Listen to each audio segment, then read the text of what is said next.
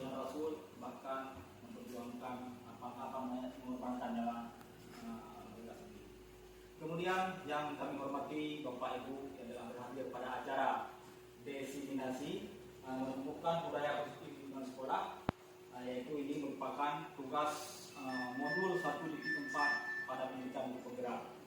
Baik Bapak Ibu sekalian, acara desiminasi budaya positif di lingkungan sekolah pada kesempatan ini kita mulai.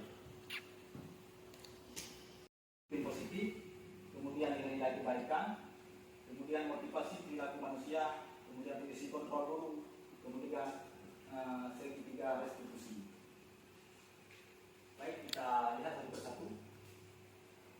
Yang pertama, pembelajaran dengan paradigma baru. Bisa kita lihat bersama.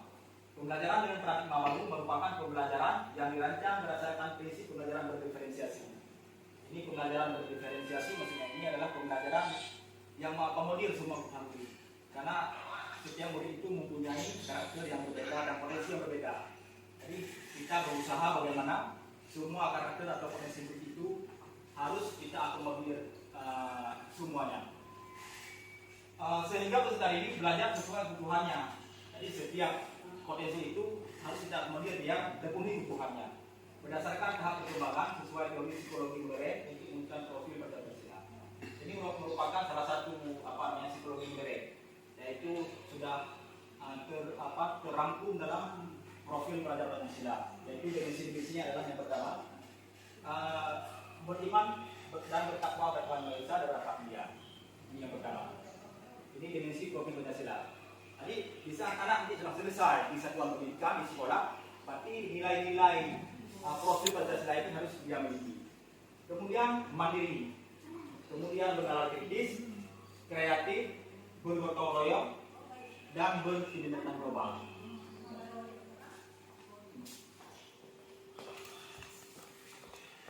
Itu boleh kamera, apa yang ukur itu, mengerti? Itu kamera.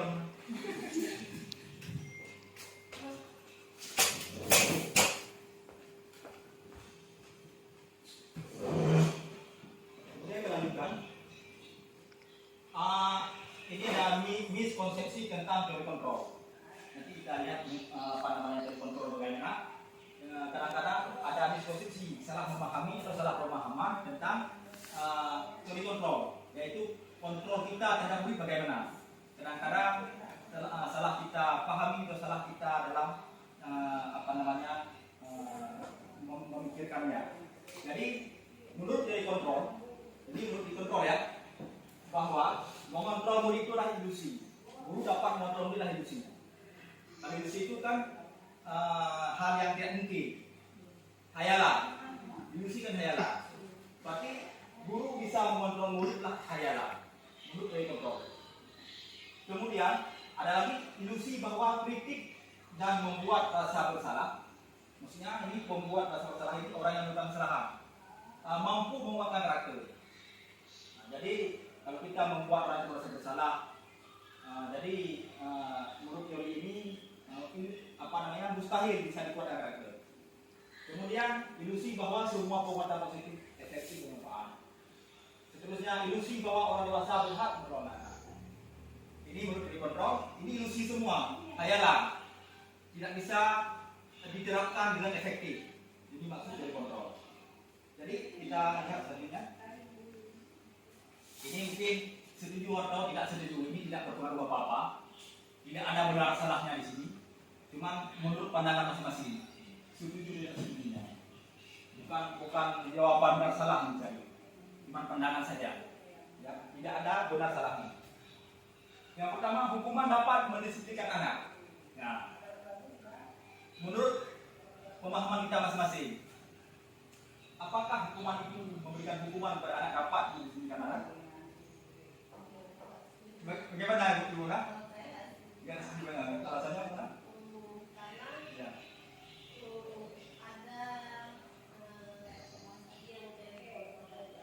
Jadi kalau misalnya hukuman dapat mendisiplinkan anak, kadang dengan hukuman itu si anak tambah menjadi jadi. Jadi saya kalau dibanding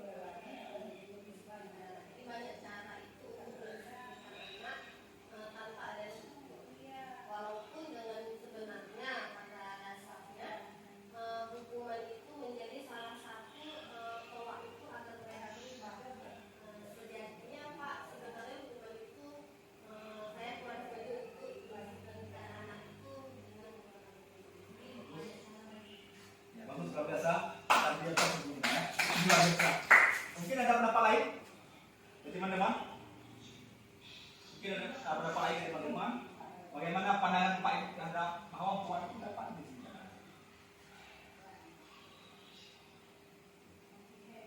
Tidak ada, mungkin sama pandangannya ya.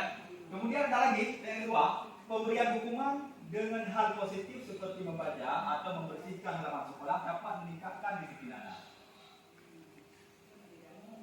Kita memberikan hukuman dengan hal yang positif. Ini kan membacakan hal yang positif. Positifnya apa? Untuk diri sendiri dengan dia masalah apa itu hanya dengan membaca. Kemudian saya jadi membersihkan lingkungan dalam sekolah. Bagaimana Bapak Ibu? Setuju tidak setuju? Ibu di sana mungkin kamu main apa? Bagaimana? Bagaimana bisa? Kalau misalnya pemberian hukuman dengan hal positif seperti membaca atau membersihkan halaman sekolah dapat meningkatkan disiplin anak. Itu Pak kan bisa iya, bisa tidak. Karena kan karakter anak-anak ini kan Pak berbeda-beda seperti tadi kan yang mulai bilang juga kan. Terkadang anak-anak pasti kan kasih yang nggak sesuai dengan keinginan dia itu tambah menjadi gitu. Karena kan karakter anak itu berbeda-beda, ada yang rajin, ada yang enggak, ada yang menerima dan ada yang tidak. Luar biasa, Bu Krisna sudah memberikan tanggapannya. Kemudian, soal yang ketiga, memberikan penghargaan dapat meningkatkan motivasi dari anak. Ini. Mungkin ada yang dapat memberikan tanggapan? Memberikan penghargaan dapat meningkatkan motivasi dari anak. Mungkin mulai. Ya, menurut saya bisa tidak karena kalau misalnya kita manjakan dengan selalu memberi penghargaan, kasihan anak yang tidak dapat penghargaan, memang betul menjadi motivasi. Tapi di sisi yang saya bilang tadi itu sebagian jadi manja mereka Pak. Jadi ketika kita satu hari nggak membawa apresiasi dalam bentuk apa gitu kan Pak, si anak yang tadi yang sering bawa akhirnya tadi kecewa. Tapi kecewa Dan satu lagi Pak tambahan dari Risna, pernah juga kan Risna buat kegiatan tuh kasih dengan satu penghargaan lah untuk anak-anak ini.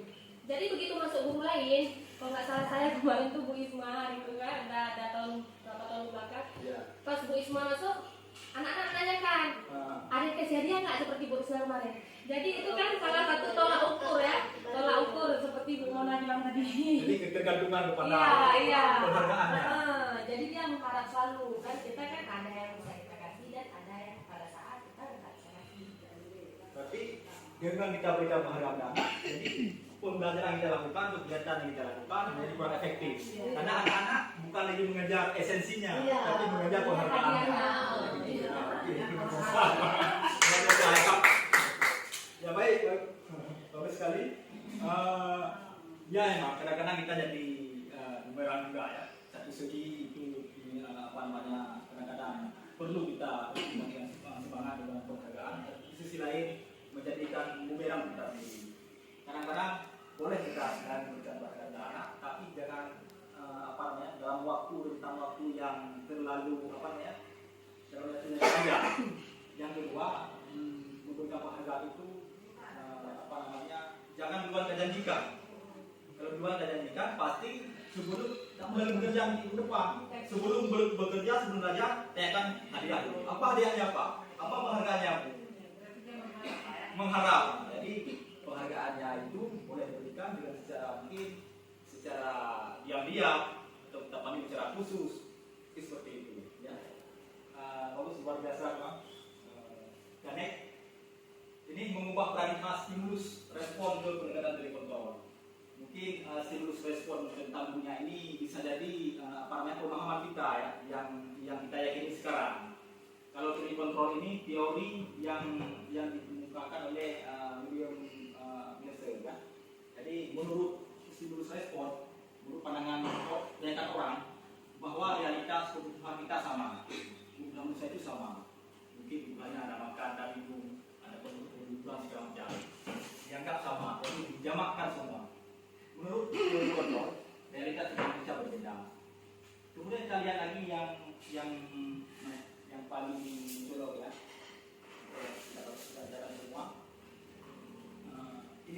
perilaku buruk dilihat sebagai suatu kesalahan. Kalau kita menilai sekarang kan perilaku buruk itu suatu kesalahan. Kita menjustis anak-anak bahwa setiap dia melakukan kesalahan bahwa ada perilaku buruknya pasti salah. Jadi kalau menurut teori kontrol bahwa semua perilaku itu memiliki tujuan. Bahwa anak-anak melakukan perilaku buruk itu pasti ada tujuannya.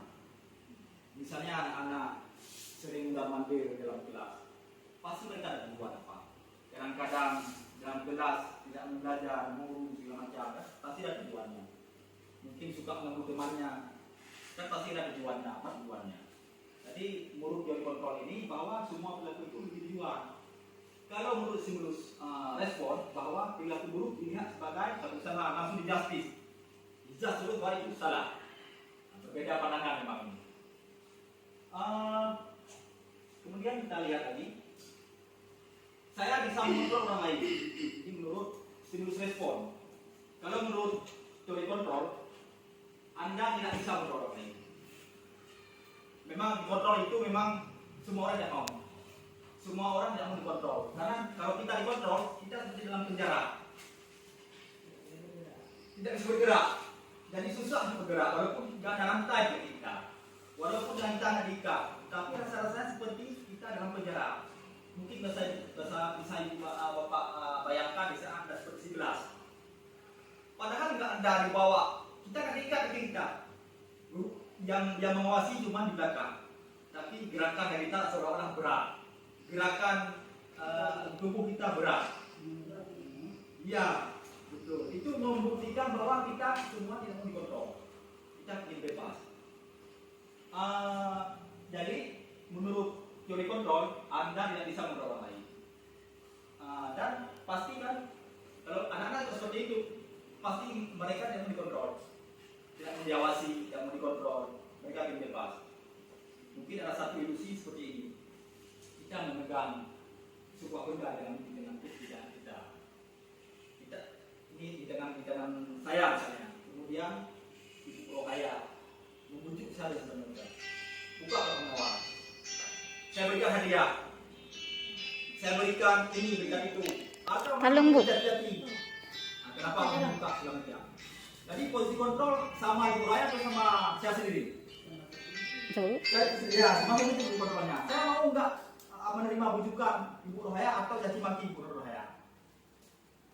Berarti posisi kontrol di tangan saya sendiri. Jadi orang Ibu Rohaya tidak bisa kontrol saya karena keputusan itu di tangan saya sendiri. Jadi kadang-kadang saya mau membuka ini dengan alasan yang logis. Dengan menurut saya itu tawaran Ibu Rohaya lebih berharga daripada apa yang ada di genggam saya. Begitu anak-anak. Anak-anak kenapa mau dikontrol? Kalau kopi di rumah mandu bang. Kalau fotokopi mandu matanya kan? Nah, yang fotokopi ini mau ngejok entah. Mau diajak berbicara, mau kita susu. Enggak. Tapi seandainya konsep yang kita bawakan kita bujuk anak-anak, kita ajak anak-anak, mereka mau berarti yang kita bujuk itu berarti Bang poelong untuk mah. Kita bujuk itu berarti perlu dia sadari bahwa itu bermanfaat. Itu menurut apa namanya? Iya bang, enggak. Saya bisa mengontrol orang lain. Tapi ya, ini di rumah bang. Kita bisa mengontrol orang lain. Kita. Nah. Ini. Kemudian kita lanjutkan ke disiplin positif. Enggak. Ini asal kata dari disiplin. Kita baca bersama. Kemudian pengertian disiplin positif adalah salah satu cara penerapan disiplin yang bertujuan untuk menumbuhkan kesadaran serta memberdayakan peserta didik tanpa imbalan penghargaan, turut ancaman atau hukuman. Ini baru terwujud mungkin disiplin-disiplинnya tanpa penghargaan, ancaman atau hukuman. Kemudian di bawahnya, sebagai pendidik tujuan kita adalah menciptakan peserta didik yang memiliki disiplin diri sehingga mereka berperilaku mengacu pada nilai kebaikan yang besar dan memiliki motivasi intensif dalam perubahan perilaku ke arah yang baik. Kebijakan kebajikan yang besar ini nilai-nilai kebaikan seperti gotong royong, saling menghormati dan sebagainya yang bisa diterima oleh semua orang. Gimana? Iya, betul. Jadi bisa diterima oleh semua orang, lintas agama, lintas suku, lintas budaya. Jadi nilai-nilai itu bisa semua orang bisa mengakui bahwa itu baik. Kemudian motivasi intrinsik ini maksudnya motivasi yang lahir dari diri sendiri, bukan akibat orang lain. Kemudian kita lihat ini menurut William Glasser, setiap perilaku atau perbuatan memiliki tujuan, seperti yang sudah dikatakan di awal tadi. Dengan mengaitkan nilai kebajikan yang diyakini seseorang, maka motivasi intrinsiknya akan terbangun, sehingga menggerakkan motivasi dari dalam untuk dapat mencapai tujuan yang diinginkan. Seperti anak-anak misalnya yang kita lihat, kalau seandainya memang mereka sadari yang dia lakukan, pasti itu tak perlu disuruh. Nah, ada anak-anak yang memang harus dipaksa, harus dikontrol. Dan sebagian memang dia yakini dia salah, tapi dia yakini bahwa nilai salah itu membawa efek baik untuk dia sendiri. Tapi kan mungkin motivasi intrinsik, motivasi di dalam. Ya, juga di sekolah berbuat baik berarti mereka pasti akan mendapatkan sesuatu yang baik untuk dia sendiri. Sehingga dia berbuat baik bukan akibat takut diancam oleh guru atau kena sanksi di sekolah. Ini nilai-nilai kebaikan. Ini nilai kebaikan profil belajar Pancasila. Kalau ini menurut ibu primary dia, ini punya luar negeri ya. Kemudian ini keterampilan itu. Ini dimensinya. Kita pakai kalau memang di kurikulum kita ini dimensi profil Pancasila. Yang pertama beriman dan bertakwa, beragama Indonesia dan Islamia, berkepentingan global, gotong royong, mandiri, kreatif dan bernalar kritis.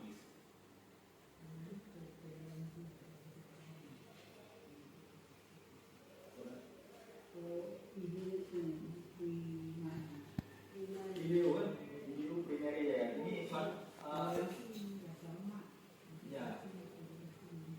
sebenarnya ini sudah terakomodir juga semua ini. Ya, nilai ini juga ada hubungannya ya. Ada hubungannya semua. Baik, kebutuhan dasar manusia. Ini kebutuhan dasar manusia, segala sesuatu yang kita lakukan untuk mendapatkan apa yang kita inginkan. Seluruh tindakan yang kita lakukan memiliki tujuan tertentu, dan semua usaha terbaik yang kita lakukan adalah dalam rangka agar kebutuhan dasar kita terpenuhi dengan baik. Ini kebutuhan dasar manusia. Nah, ini kebutuhan dasar kita. Ada 5 kebutuhan dasar kita. Pasti kita akan bertahan hidup yang pertama itu. Dengan cara apa? Harus ada makanan, pakaian, tempat tinggal, keamanan dan kesehatan. Kemudian kita membutuhkan kasih sayang dan rasa diterima. Ini merupakan suatu kebutuhan kita. Maka anak-anak kalau merasa dia tidak terima dalam keluarga, maka dia memberontak, makin menjadi berbeda. Begitu juga di sekolah. Rasa diterima, dipedulikan, berbagi kerjasama menjadi bagian dalam kelompok. Jadi dia tidak dipikirkan. Kemudian penguasaan. Kita butuh penguasaan. Harga diri, keinginan seperti yang dianggap, mungkin berprestasi, diakini dan didengar. Itu satu kebutuhan kita. Kita butuh penguasaan. Kemudian kebebasan. Kita butuh kebebasan. Mandiri, memiliki pilihan. Kita tidak memiliki satu pilihan, tapi punya banyak pilihan. Kalau satu pilihan tidak mungkin, dan mungkin kita akan memberontak dalam hati. Masa punya satu pilihan? Kalau saya kita pergi dalam toko, kita beli baju cuma satu pilihan, pasti kita akan dapat beli. Pergi keluar, kita masuk toko lain yang banyak pilihannya. Kemudian mencoba hal yang baru, mampu mengendalikan arah dirinya. Yang terakhir adalah kesenangan. Kita juga butuh kesenangan, bermain, humor, antusiasme, ketawa. Ini merupakan suatu kebutuhan. Ada 5 kebutuhan manusia. Nanti kesemuanya ini terhubung dengan pendidikan kita, terhubung dengan perilaku anak kita. Baik, motivasi perilaku manusia masih. Kita melihat untuk menghindari ketidaknyamanan atau menghindari hukuman. pasti motivasi anak-anak itu kan pasti masih motivasi luar, ekstrinsik atau eksternal. Anak-anak kan kadang-kadang menghindar dari berbuat kesalahan, takut kena hukuman. Berarti dia tidak melakukan kesalahan karena takut kena hukuman atau kena tegur dari guru. Pasti dorongannya kan dari luar, bukan dalam diri sendiri. Kemudian untuk mendapatkan imbalan, anak-anak yang mulai seperti saya tadi melakukan sesuatu itu dia mengharapkan imbalan atau penghargaan. Itu kan juga dorongan dari luar, bukan dari dirinya sendiri. Ya, bukan keikhlasan. Nah. Kemudian yang di bawah ini untuk menjadi orang yang mereka inginkan dan menghargai dirinya sendiri dengan nilai yang mereka percaya. Ya, ini yang memiliki motivasi intrinsik atau motivasi internal. Arti motivasi ini terjadi dalam dirinya. Dia melakukan kebaikan itu bukan karena orang lain. Mereka salah bukan karena takut orang tua, tapi dia yakin Allah akan melihat dia. Allah akan membalas segala kegiatan yang dilakukan. Ini merupakan satu dorongan dalam diri kita sendiri. Jadi kalau seandainya motivasi yang di atas itu dua itu, anak berbuat sesuatu berdasarkan yang di atas dua kotak di atas, itu pasti tidak bertahan lama. Kebaikan yang dilakukan tidak bertahan lama. Sebentar saja. Hilang bahagian, hilang kegiatan baiknya. Lalai orang yang mengontrol untuk memberikan hukuman, dia tidak melakukan kebaikan lagi. Tapi seandainya yang di bawah ini akan bertahan lama dan konsisten.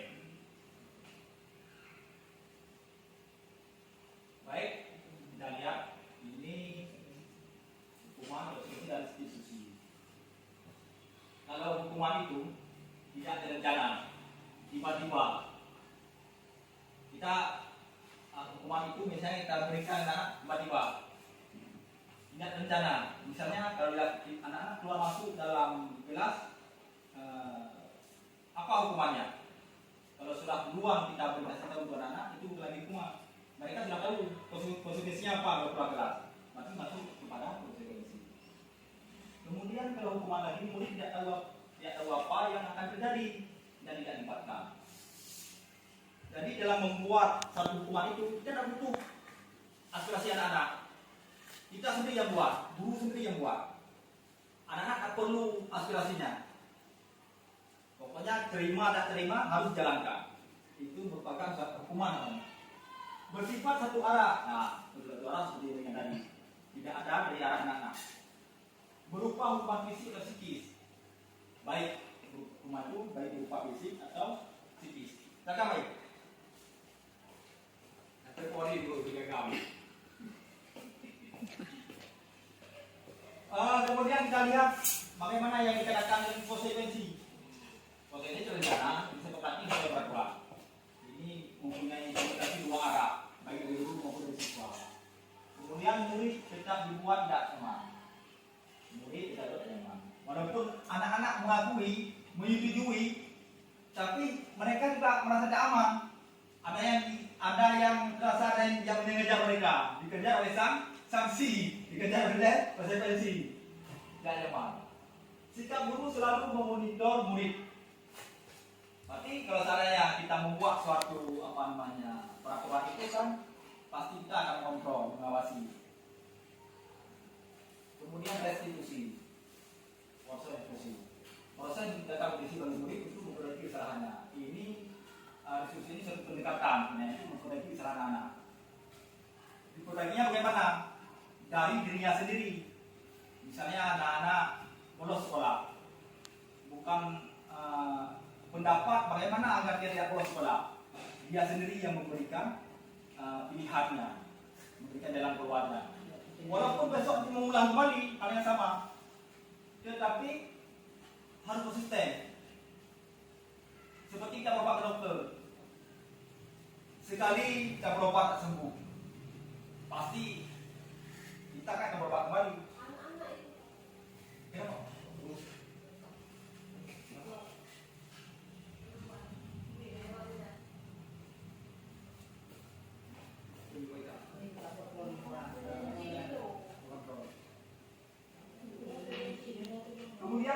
kolaborasi yang mengajarkan murid untuk mencari solusi sendiri. Nah ini kalau proses diskusi ini proses kolaboratif antara guru dengan murid bekerja sama. Lanjut, ini bentuk program pendidikan. Nah, seperti yang direken di awal tadi, beri pengakuan secara khusus, beri pengenalan secara khusus, beri pengakuan secara pribadi, kemudian bisa secara bergantian. Ini yang penting dalam kita ada. Jadi kemudian beri pengakuan secara konsisten, kita fokus dalam proses. Lanjut. Ini apa namanya? Satu kemarin saya perhatikan contoh pengakuan prestasi kita. Kemarin saya perhatikan nilai saya rasanya besar sekali. Berarti kita ada memperhatikan seseorang. Kemarin saya memperhatikan Kita ini. Rohaya bukan ini. Ini banyak pengalaman saya banyak. Kita satunya luar biasa ya. Jadi pada saat menolong murid baru pada saat menolong murid baru kita. Ya. Baik, ini jawaban yang depan. Tindakan guru mencatat apa sekali dalam buku kalimat saya tidak akan terlambat lagi karena terlambat ke sekolah. Ini hukuman ya sekolah. Ini masuk mana ya, hukuman atau konsekuensi ya? Hukuman ya. Murid diminta untuk push up 15 kali karena tidak menggunakan masker di sekolah. Ini apa ya? Kemudian dalam hal ini mengganti kertas tugas teman yang telah dicoret. Ini apa ini? Konsekuensi ya. Membersihkan teman air di meja tulis karena tersenggol perasaan belajar. Konsekuensi ya. Murid disuruh untuk mengenakan sepatu seharian di sekolah karena tidak mengenakan sepatu hitam. Apa konsekuensi? Ini tindakannya dengan kesalahannya sesuai, Pak. Kalau nggak pakai sepatu ini, harus pakai sepatu hitam. Ini sesuai. Dari memilih lapangan basket 2 kali karena terlambat 10 menit untuk pelajaran bioka. Hukuman. Kita lihat ya.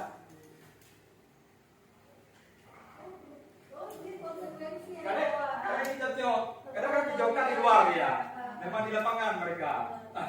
Cocok, tapi kesalahan yang dia buat cocok sesuai dengan konsekuensi yang diberikan. Ya, yang benar. Satu kali yang bawah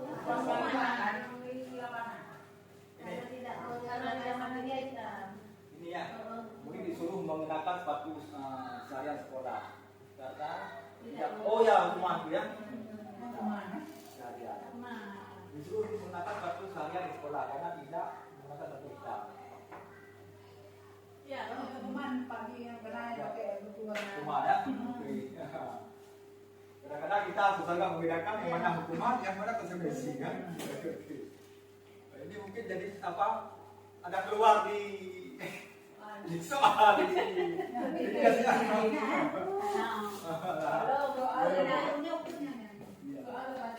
bedakan ya. Ini mungkin masuk dalam psikologi pendidikan ya. Kemudian kita lihat perbedaan antara hukuman dan konsekuensi. Kalau hukuman sesuatu yang menyakitkan harus terjadi. Kalau konsekuensi sesuatu harus terjadi. Karena memang anak-anak sudah tahu kalau dia ini melakukan A akan terjadi B. Kalau dia melakukan C akan berefek pada D. Kita sudah bisa jawab. Membuat anak sakit fisik kumulatif pada waktu lama. Kalau konsekuensi membuat anak merasa tidak nyaman dalam jangka waktu pendek. Ini perbedaan. Ya. 5 posisi kontrol. Ini posisi kontrol guru. Ini mungkin sangat berhubungan dengan kita guru ya dalam kontrol anak-anak. Pasti kita yang mana gitu ya Pak? ya, yang tidak. Kalau memang kalau pribadi saya masih berada di posisi kupu-kupu. Ya, ini posisi paling jelek sebenarnya. Jadi kadang-kadang seperti ini kita nggak tahu sudah atau tidak sadar. Maka jangan karena anak kita sendiri kita harus perlu belajar. Kalau belajar dalam sabar, perlu belajar dalam memahami karakter anak, ya. Kemudian ada lagi pembuat rasa bersalah, ada lagi teman sebagai teman, ada pemantau dan ada manajer. Sebenarnya ini yang 5 ini sudah dilakukan di sekolah. Pasti nanti tinggal ibu lihat dia masuk ke ini, dia masuk ke ini rupanya.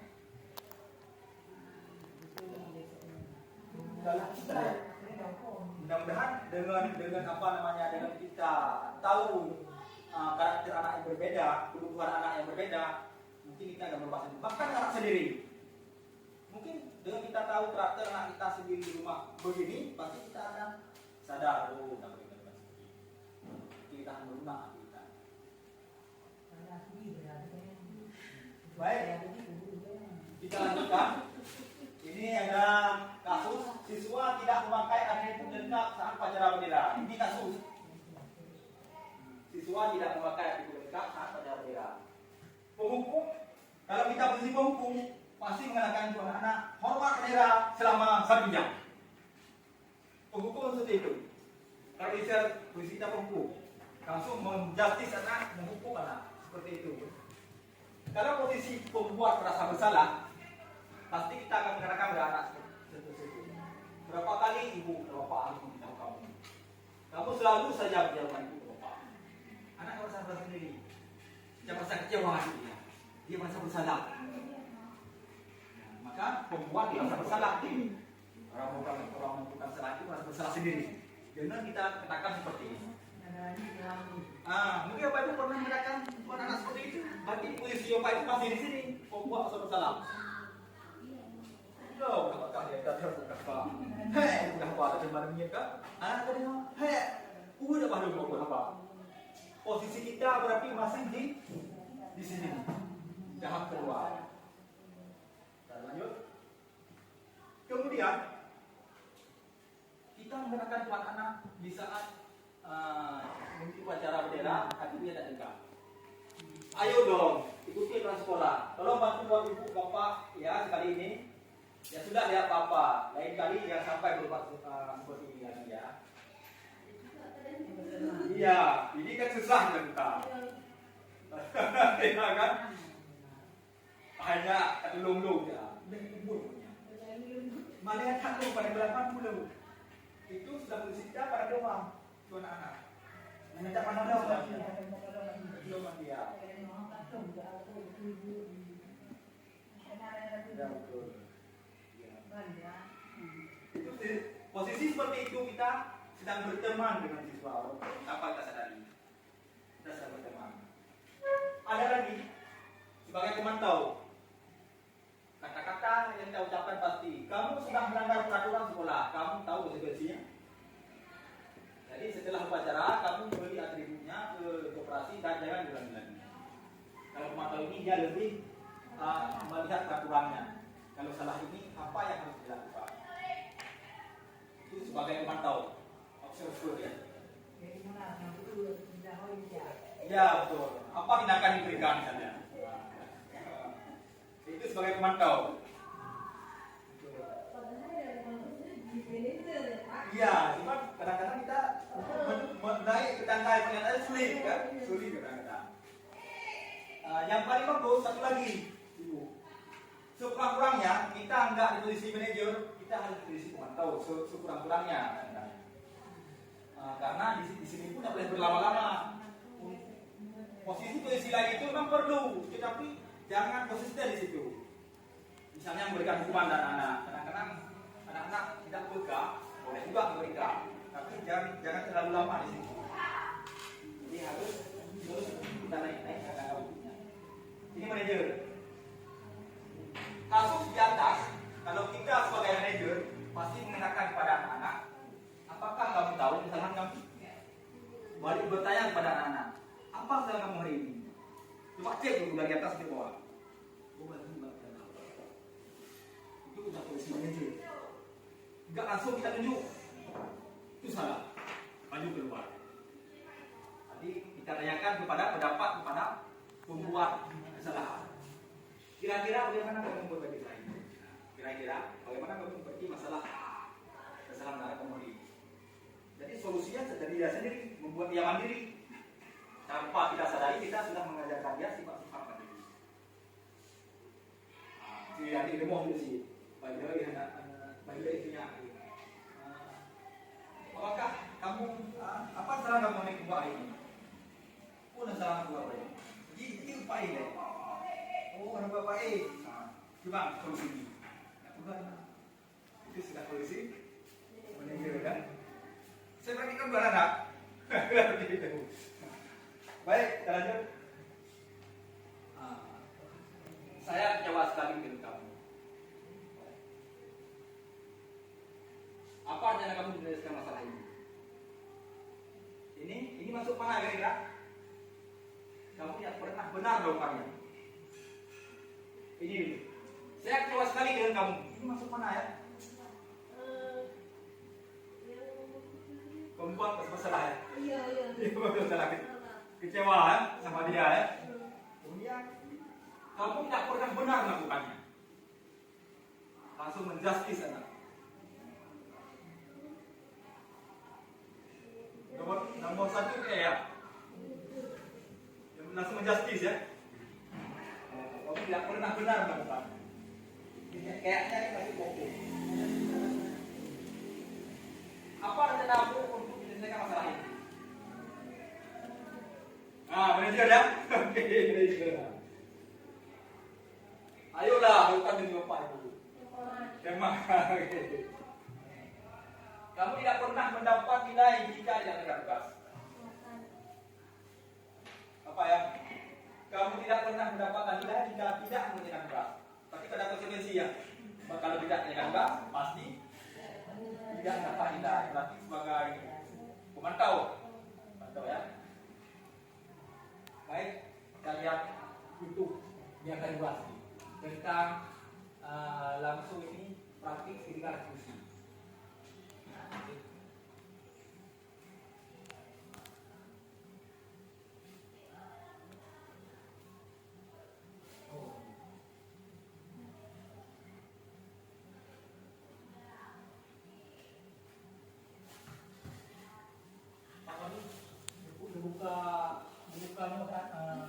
Aktif mod pesawat buka.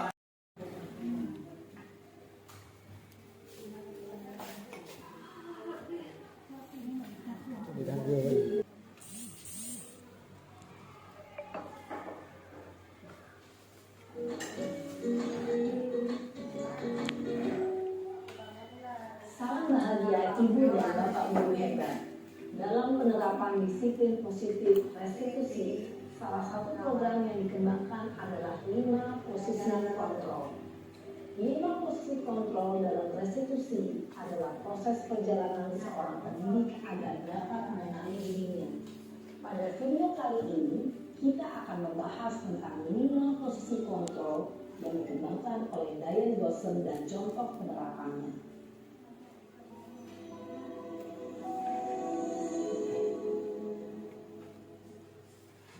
5 posisi kontrol itu adalah 1.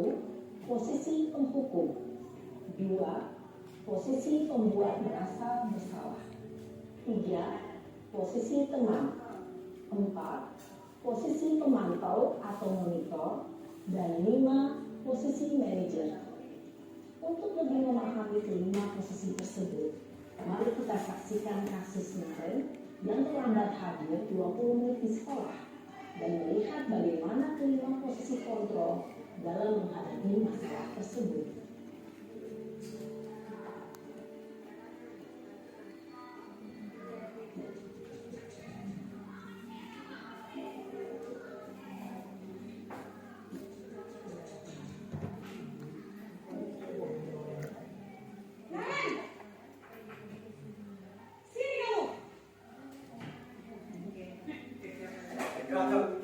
Selalu terlambat. Kamu deh pasti terlambat.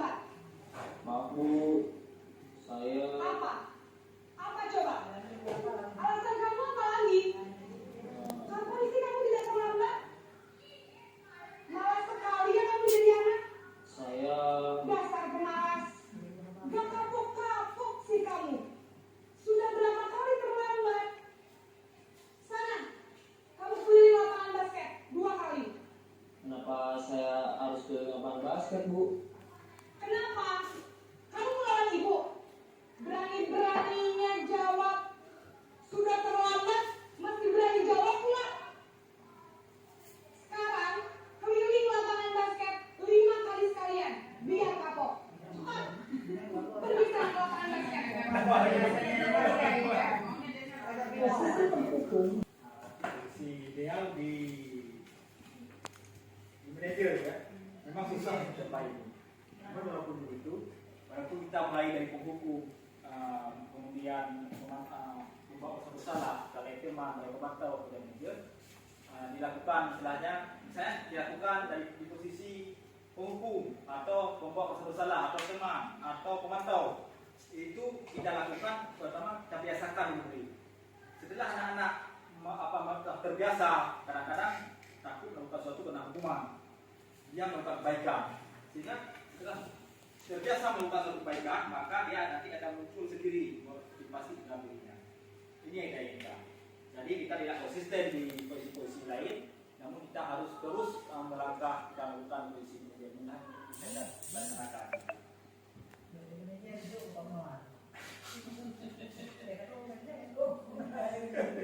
Ini keyakinan kelas ya.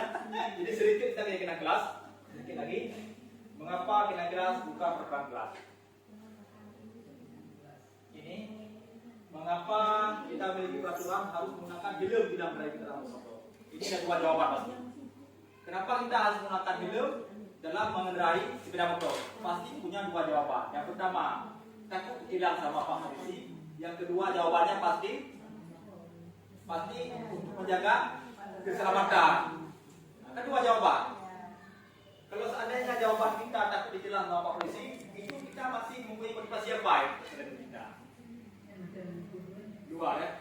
Masih dua. Ya, kedua. Kalau memakai helm karena untuk menjaga keselamatan, itu motivasi apa? Motivasi diri sendiri. Itulah perbedaannya.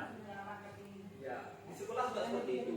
Anak-anak melakukan kesalahan itu, kadang-kadang takut kena tilang sama bapak dulu dengan hukuman untuk karena perbuatan. Tapi seandainya dia lakukan karena motivasi dirinya, itu yang terbaik. Ya. Kemudian yang cepat terus, pembuka keinginan jelas bersifat abstrak berupa pernyataan universal, misalnya bertanggung jawab, bersih, saling menghormati dan sebagainya. Sedikit saja ada perbandingan, nggak usah banyak keyakinan kelas atau peraturan kelas. Keyakinan kelas itu sama dengan peraturan kelas.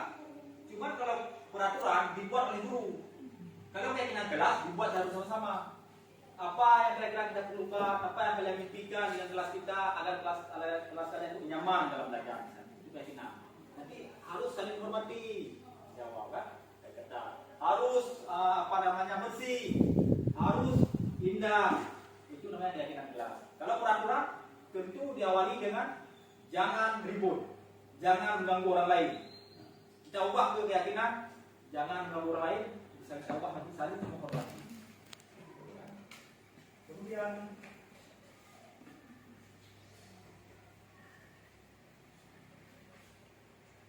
ini peraturan. Ini perbedaannya ya. Peraturan. Selalu kembali kamu ke tempatnya. Kalau keyakinan kelas itu bagaimana? Dilarang mengganggu orang lain. Keyakinan itu bagaimana? Ini enggak kita diskusi langsung dari jawaban saja. Dari tempat ya. Anak-anak kuat. Ini perbedaannya. Selalu kembali kamu ke tempatnya. Berarti dia yang tanggung jawab. Dilarang mengganggu orang lain. Berarti mengganggu orang lain. Ini keyakinan. Kalau peraturan dia bersifat perintah. Kalau keyakinan kelas bersifat nilai-nilai kebaikan. Akhir tersebelah 15 menit sebelum kita nilai menghargai orang lain berkomitmen. Dilarang melakukan kekerasan, nanti keselamatan untuk orang lain. Dilarang menggunakan narkoba, kesehatan. Bergantian menunggu giliran, menghormati orang lain bersabar. Menggunakan masker, kesehatan, keselamatan. Mengalih keras atau di koridor, keselamatan keamanan. Perbedaannya ya. Kemudian ini segera diskusi suatu dialog dilakukan oleh guru agar dapat menghasilkan murid yang mandiri dan bertanggung jawab. Seperti yang dijalankan tadi sama Naren, itu restitusi yang terakhirnya itu. Yang terakhir retribusi, yang posisi manajer. Itu yang pertama, menstabilkan identitas. Kalau misalnya salah, kemudian menaikkan keyakinan. Misalnya anak-anak, kalau contoh menstabilkan identitas, anak-anak kadang-kadang suka main game di malam hari sehingga terlambat sekolah. Sehingga kita tanyakan pada anak, kenapa terlambat sekolah? Karena main game, Pak. Main game itu memang hal yang menakjubkan. Semua orang suka main game. Bukan hanya kamu saja yang suka. Itu namanya menstabilkan identitas. Kemudian memvalidasi yang salah. Jadi validasi dengan salah. Jadi dia main game itu ya sudah, boleh main game asal kamu tepat waktu. Harus tetap ke sekolah. Ya. Kemudian menanyakan keyakinan. Jadi saya tanyakan keyakinan, apakah yang kamu lakukan itu melanggar dengan aturan sekolah atau melanggar dengan keyakinan kelas? Pasti dia jawab melanggar, Pak. Kalau melanggar, apa solusi yang kamu lakukan agar pelanggaran ini tidak terjadi? Itu namanya menanyakan keyakinan. Ada tiga. Seperti kasus kemarin tadi. Kemudian menstabilkan identitas ini. Ini kata-katanya. Kemudian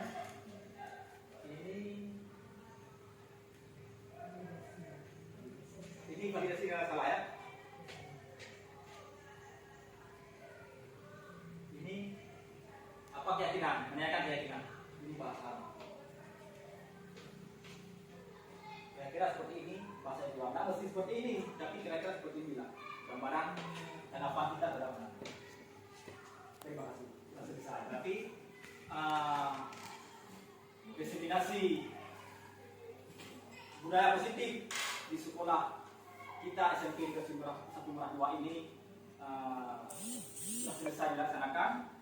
Semoga apa yang ditayangkan tadi bermanfaat bagi saya sendiri dan bagi segenap Bapak Ibu sekalian, agar kita terus berubah, terus mengupgrade diri untuk melakukan sesuatu yang terbaik untuk anak-anak kita, untuk siswa-siswi kita. Mudah-mudahan bisa kita terapkan dengan optimal. Hanya ini yang dapat saya sampaikan. Assalamualaikum warahmatullahi wabarakatuh. Waalaikumsalam warahmatullahi wabarakatuh. Terima kasih.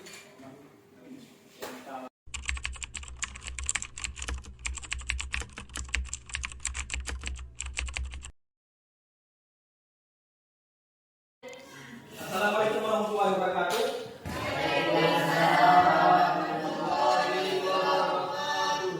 Apa kabar hari ini, anak sekalian? Mantap. Baik. Hari ini sebelum kita melaksanakan proses pembelajaran, tentu kalian ingin belajar yang aman, nyaman, dan tentram. Bukankah seperti itu? Ya. Apa yang kalian kerjakan dari rumah menuju sekolah? Kalian masuk ke kelas ini inginnya yang aman semua. Itu merupakan satu kebutuhan. Kebutuhan kita kan ingin disayangi, ingin diperhatikan, ingin aman, ya kan? Untuk membuat suasana yang aman dan nyaman seperti yang kalian ceritakan seperti tadi, maka perlu proses. Maka perlu kita membuat sesuatu kesepakatan agar kelas kita aman dan nyaman dalam belajar. Kalian di sini sebentar lagi akan membuat sebuah keyakinan kelas, yaitu di kelas 3B. Ya, tahu nggak keyakinan kelas itu apa? Ada yang tahu guys keyakinan kelas apa? Tidak tahu. Keyakinan kelas. Keyakinan kelas itu mirip-mirip dengan peraturan kelas. Kalau peraturan kelas tahu? Tahu? Tahu. Misalnya apa? Contoh peraturan kelas. Masuk tepat waktu, bagus. Bagus. Apa lagi? Masukkan baju dalam. Mantap. Apa lagi? Gimana? Tak boleh berbicara di saat yang lain sedang menjelaskan sesuatu, atau tidak boleh berbicara di saat guru menjelaskan pelajaran. Apa lagi? Gimana? Memberi bagus, memberi salam untuk guru. Mantap. Ada lagi? Sopan kepada guru. Bagus. Apa lagi? Jujur. Kenapa? Tidak boleh mengganggu teman. Tidak boleh mengganggu teman. Itu semua adalah impian kita kan? Bisa memasuki kelas ini, impian kita pasti seperti itu semua. Maka perlu dibuat suatu keyakinan. Keyakinan kelas adalah gimana? Membuat nyaman di kelas.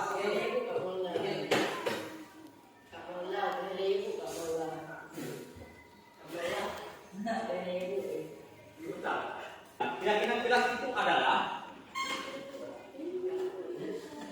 nilai-nilai yang kalian yakini akan membawa pengaruh yang baik untuk kalian. Baik dan sekalian, kalian sudah paham apa itu peraturan kelas dan apa itu keyakinan kelas. Baik, kalian sudah pahami secara singkat apa yang dimaksud dengan keyakinan kelas.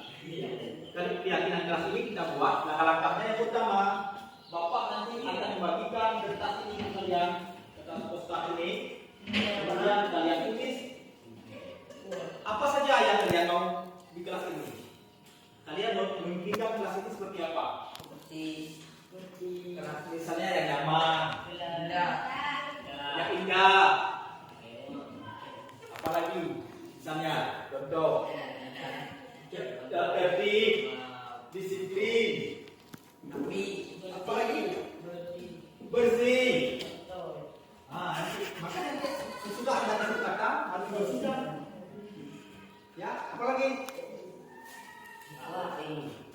saling menghormati. Ya kan? Saling menghormati itu perlu kelas. Pokoknya kalian mimpikan kelas ini seperti apa? Kalian tulis di poster ini, kemudian kalian tempel di karton. Sudah Pak? Sudah. Ada yang bertanya? Ada? Tidak ada? Pada sampai Pak Inam. Ya. Nanti Kembali taruh. ini dibagikan. Bagikan kertas ini bentar lagi. Nanti kalian tempel di karton. Setelah nanti kalian tempel di karton, kan pasti nanti ada yang sama-sama kadang. Ada yang kertas sama-sama kadang. Tapi mudah-mudahan tidak yang sama. Nanti ketika yang sama itu kita jadikan satu. Kemudian nanti setelah kalian meyakini itu, kalian akan membuat pernyataan bersama. Akan kalian teken bersama pernyataan bahwa kalian sudah menyetujui kesepakatan ini dan akan dilaksanakan secara sungguh-sungguh. Begitu. Kira-kira dapat dipahami? Dapat dipahami?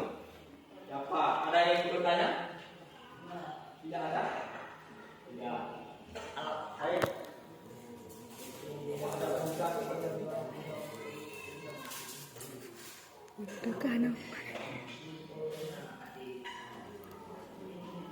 Ini jangan kembali menulis ya. Perhatikan biar udah tempel. Linknya di bawah ya, tidak link kan?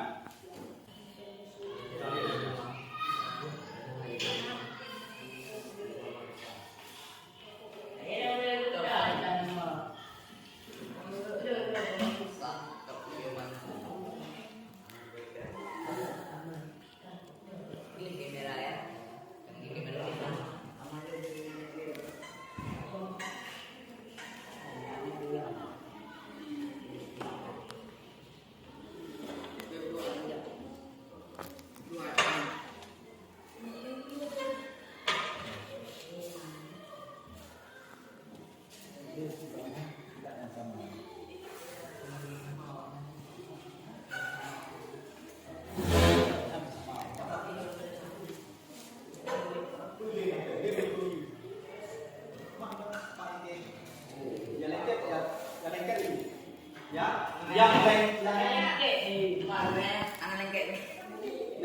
yang lengket di bawah ya. Ya, silakan.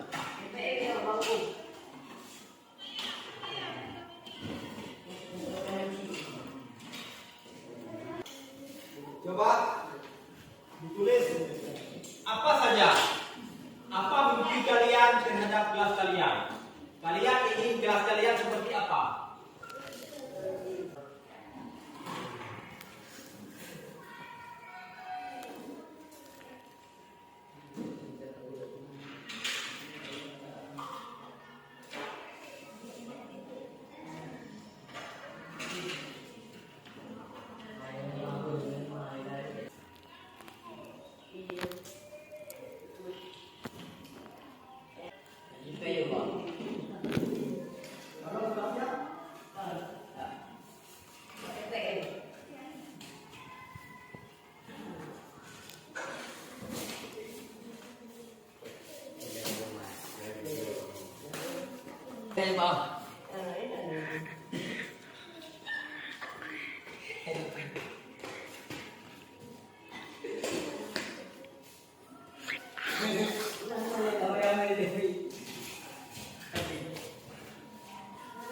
Yang sudah besar boleh ditempel di papan tulis.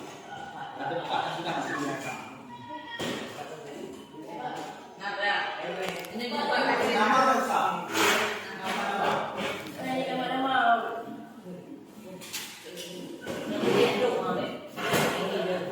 Anjuk digon. Anjuk digon. Di bawah boleh.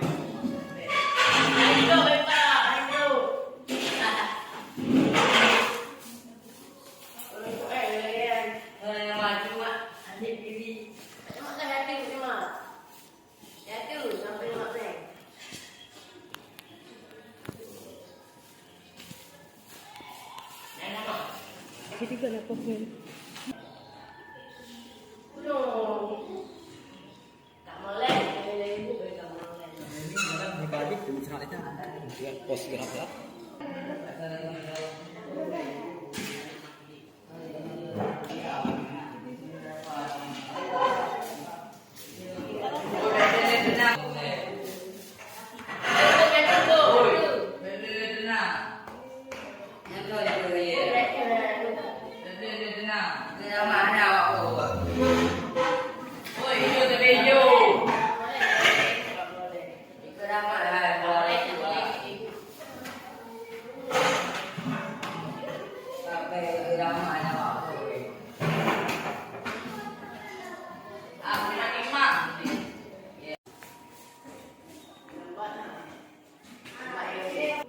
Baik, anak-anak semua alhamdulillah semua aspirasi kalian sudah tertempel di papan tulis. Ini merupakan cita-cita kalian atau impian kalian terhadap kelas 3B. Oh maaf 3A ya. Ini merupakan cita-cita kalian atau impian kalian di kelas 3A.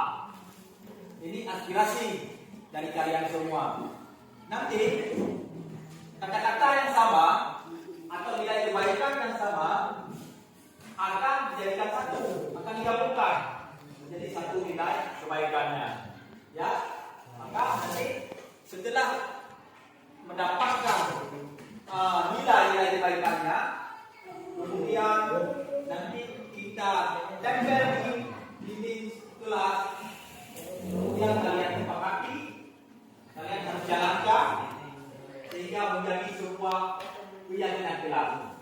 Karena kalian yakin akan nilai-nilai kebaikan yang sudah kalian berikan pendapat dan aspirasi kalian, seperti yang sudah tertempel di papan tulis. Apakah kalian setuju terhadap apa yang kalian tulis itu? Kalian yakin? Kalian yakin yang kita pegang itu? Yakin. Kalian yakin? Pastinya nilai kebaikan itu akan membuat keberhasilan dan akan mendapatkan hasil yang aman, nyaman kita semua.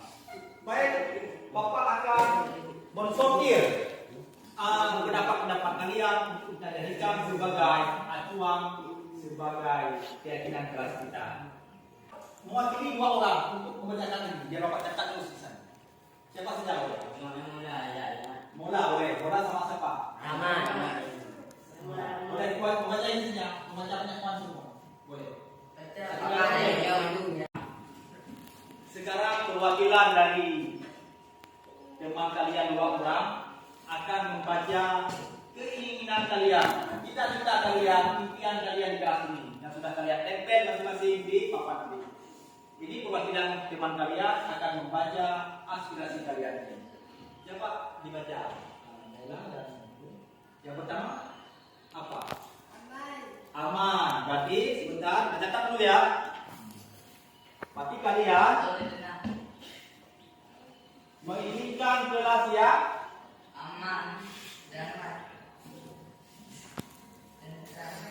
aman. Apa lagi?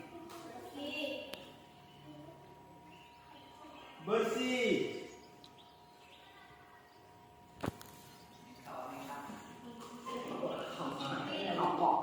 Disiplin. Nampak terlihat tulisan di kampus? Apa ya? Jelas ya? Baik, disiplin. Apa lagi? Tenang ya. Ruangan yang tenang. Ada lagi? Masuk tepat waktu. Waktu. Ada lagi? Kelas yang indah.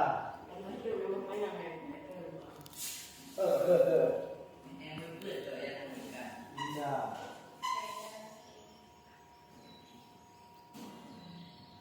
Ada lagi? Saling menghormati. Kenapa? Nyaman. Nyaman sudah ada? Sudah ada. Nyaman dari semiringnya atau nyaman? Ini sama kan? Ya. Kita satukan.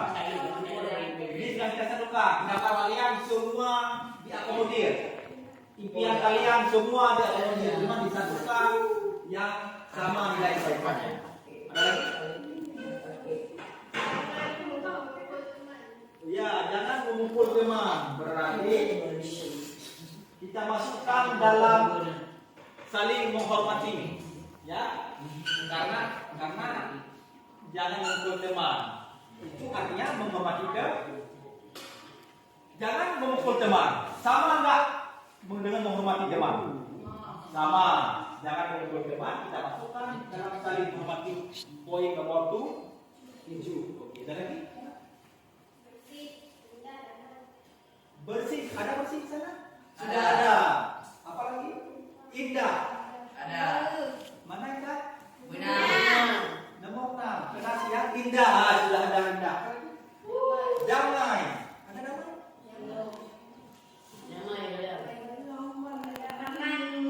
Aman, nyaman. Itu damai. Itu satu. Saya kata itu ya. Ya. Damai. Oke. Ada lagi? Menjaga lingkungan. Bagus. Menjaga lingkungan.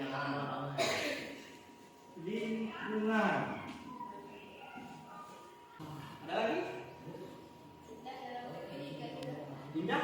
Sudah ada indah? Sudah. Salam dengan guru. Berarti salam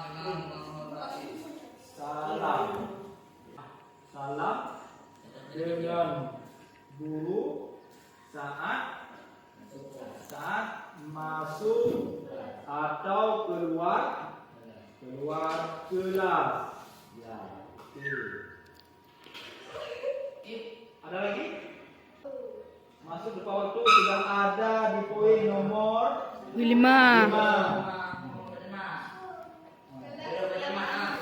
Kelas yang aman. Sudah ada kelas yang aman? Oh, ada.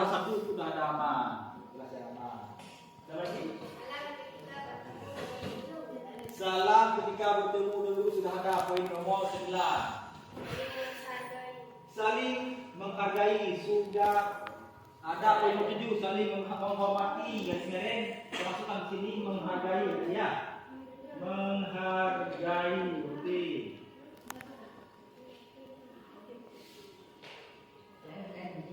Ada lagi? Ada lagi? Sudah habis? Sekolah yang bersih yang terakhir. Ada di sini. Berdua. Nomor 2 yang sudah ada. Baik, terima kasih Maula dan Dila telah membacakan aspirasi teman-teman. Oke, tepuk tangan buat. Baik, alhamdulillah kita sudah menjadi aspirasi kalian, mimpi kalian dilakukan. Sekarang fokus kalian ke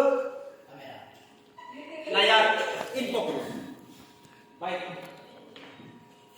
Karena apa? Pendapat kalian yang sudah kalian tempelkan di sini sudah diakomodir semua, sudah bapak masukkan ke dalam daftar keyakinan kelas yang mengandung nilai-nilai positif akan kalian wujudkan nanti kalian jalankan sebagai keyakinan kelas kalian. Sebagai mimpi kalian, cita-cita kalian di kelas 3A ini, yang pertama kalian menginginkan, memimpikan adalah kelas yang aman, nyaman dan damai. Kemudian kalian memimpikan kelas yang bersih. Kemudian kalian memimpikan sekolah yang disiplin. Kemudian kalian memimpikan kelas yang tenang. Tenang ini sama dengan aman, nyaman, sama, boleh disatukan ya. Boleh disatukan tidak terlalu banyak. Kalau terlalu banyak nanti kalian tidak menghafalnya, tidak mengingatnya. Jadi kita rapikan biar mudah dilaksanakan.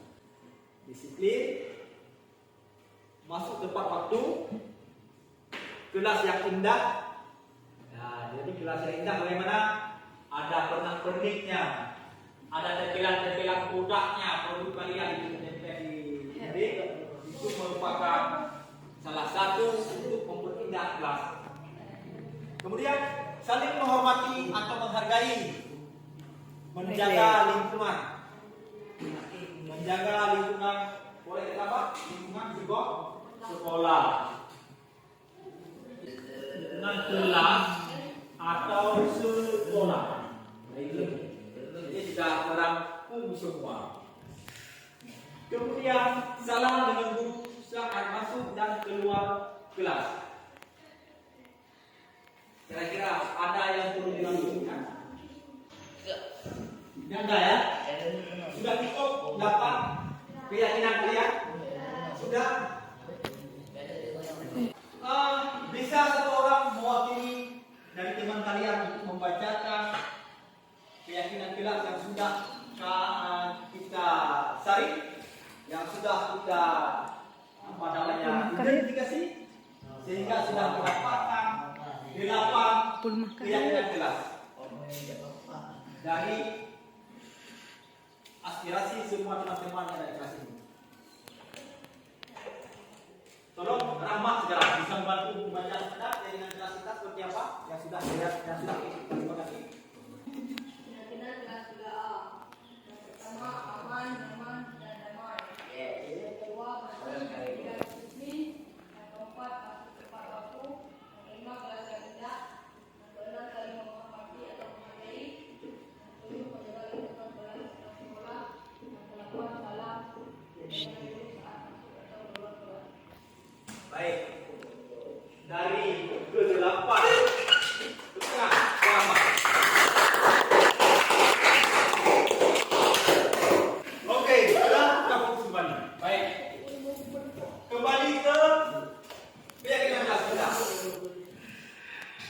Apakah kalian meyakini semua nilai-nilai yang sudah kalian tulis di sini itu dapat membuat efek baik untuk kalian, dapat membawa pengaruh baik untuk kalian?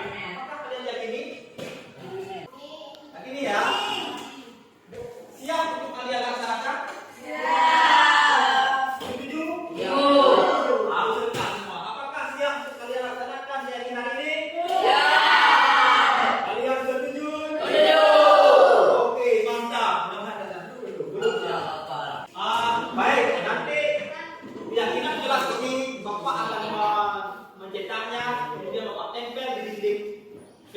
kalian. Mudah-mudahan kalian dapat melaksanakannya dengan maksimal.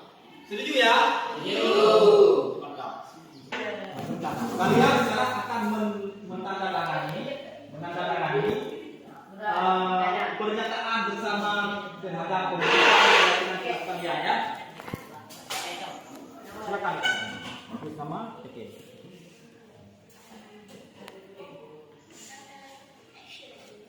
Ya. Tekan nomor 1 sini. Ya, silakan. Boleh keluar.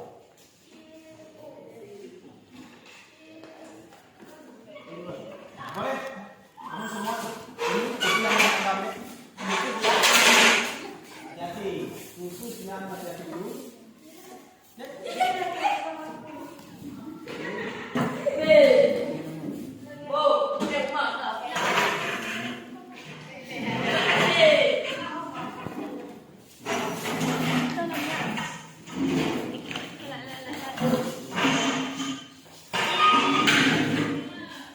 Ito nagka-cheese.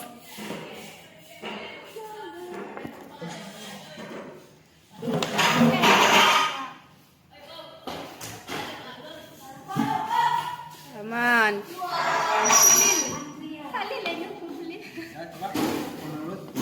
Kaulil.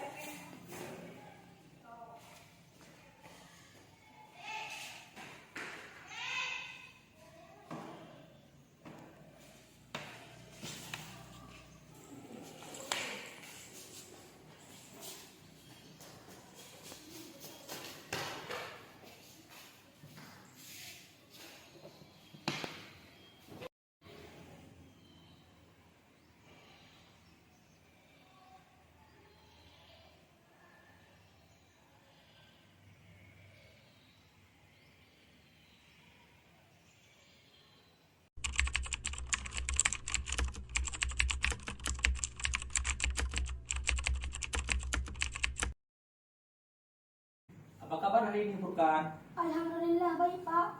Alhamdulillah Allah masih menitipkan kesehatan buat Furkan. Oh ya, Bapak mendapat laporan dari guru PK bahwa Furkan sering terlambat ke sekolah ya? Iya Pak. Kenapa Furkan sering terlambat ke sekolah? Saya terlambat bangun pagi Pak. Oh ya, Furkan terlambat bangun pagi. Berarti pasti ada alasannya. Apa kegiatan malam Furkan dan jam berapa Furkan tidur malam? Saya habis maghrib pergi ngaji sampai jam 9. Pulang ngaji saya pergi ke warung kopi untuk main game. Kadang jam 1, kadang-kadang jam 2. Setelah itu baru saya pulang untuk tidur. Oh begitu. Main game itu memang mengasihkan dan menyenangkan ya. Banyak orang yang suka main game juga, sama seperti Furkan. Iya Pak. Baik, main game itu boleh-boleh saja karena semua orang butuh hiburan, dan HP itu juga bisa kita gunakan untuk melihat konten-konten yang bermanfaat untuk menambah pengetahuan dan wawasan kita. Tetapi penggunaan HP itu harus diatur waktu sebaik mungkin agar tidak mengganggu proses belajarnya. Menurut kamu, datang terlambat ke sekolah, apakah sudah sesuai dengan keyakinan kelas kita? Tidak Pak. Menurut kamu, keyakinan kelas yang mana yang kamu langgar? Menghargai diri sendiri dan disiplin Pak. Tepat sekali. Apakah kamu meyakini bahwa menghargai diri sendiri dan disiplin itu penting buat kamu? Iya Pak, saya meyakininya. Apakah kamu bersedia untuk memperbaikinya? Saya bersedia Pak. Alhamdulillah. Bagaimana cara Furkan untuk memperbaiki masalah ini? Saya tidak akan mengganggu lagi. Tidur lebih awal dan memanfaatkan waktu sebaik mungkin Pak. Bagus sekali. Sebaiknya Furkan jam berapa tidur malam? Paling lambat jam 11 Pak. Baik. Jadi untuk memperbaiki masalah ini, Furkan sudah menemukan solusinya sendiri, bahwa Furkan harus tidur malam paling telat jam 11, dan harus mengatur waktu sebaik mungkin, serta tidak lagi main game sampai larut malam. Ada lagi yang ingin disampaikan Furkan? Tidak Pak. Baik, Furkan, terima kasih atas kerjasama kamu. Sekarang kamu sudah boleh kembali masuk ke kelas. Baik Pak, terima kasih. Assalamualaikum. Waalaikumsalam.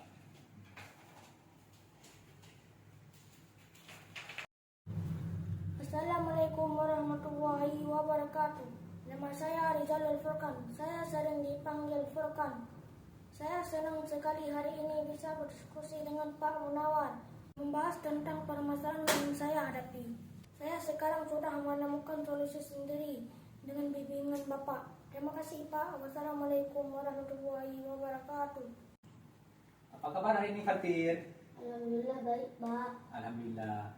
Allah masih menitipkan kesehatan Pak Fatir. Oh ya, Bapak tadi mendapat laporan dari teman kelas.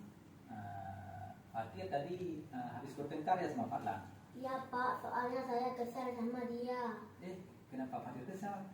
Karena dia sering menyontek ke saya. Bukan hanya itu Pak, semua mata pelajaran dia nyontek ke saya. Kalau saya tidak pasti dia bilang pelit ke saya. Oh begitu ya. Wajar saja Fatir marah dan kesal. Kalau seandainya Bapak di posisi itu, mungkin Bapak akan merasa marah dan kesal juga, dan akan melakukan hal yang sama seperti Fatir. Terus apa yang kamu lakukan terhadap Fadlan? Saya marah-marah, maki-maki dia dan lempar buku Fadlan keluar kelas Pak. Oh begitu. Kamu melakukan itu pasti ada alasannya kan? Iya ya Pak, sudah susah payah saya membuat soal, dia hanya mudah sekali menyontek ke saya. Dia ingin mudah, tidak mau berusaha. Iya benar Fatir. Bapak menghargai sikap kamu karena tidak melakukan hal yang terlibat pada itu, misalnya memukul dan melakukan kekerasan fisik lainnya. Sekarang coba kamu pikirkan, apakah sikap kamu seperti itu sudah sesuai dengan keyakinan kelas kita? Tidak Pak. Menurut kamu, keyakinan kelas yang mana yang kamu langgar? Menghormati antar teman Pak. Setuju. Apakah kamu yakin sikap saling menghargai antar teman itu penting buat kamu? Sangat penting Pak. Bagus. Kalau begitu, apakah kamu mau memperbaiki masalah ini? Mau Pak. Baik, apa yang harus kamu lakukan untuk memperbaiki masalah ini? Saya tidak akan menahan amarah saya dan lebih bersabar, apalagi melempar buku Fadlan keluar kelas Pak. Jika ada yang menyontek, saya akan melaporkan ke guru mata pelajaran atau ke wali kelas Pak. Ya, benar Fatir, tindakan kamu tepat sekali. Kita harus bersabar dan menghargai antar sesama. Kalaupun ada masalah yang kita hadapi, kita harus menyelesaikannya secara bijaksana. Ada lagi yang ingin disampaikan, Fatir? Tidak ada, Pak. Baik, diskusi kita pada hari ini sudah selesai. Sekarang Fatir sudah boleh kembali ke kelas. Baik, Pak. Terima kasih. Assalamualaikum. Waalaikumsalam.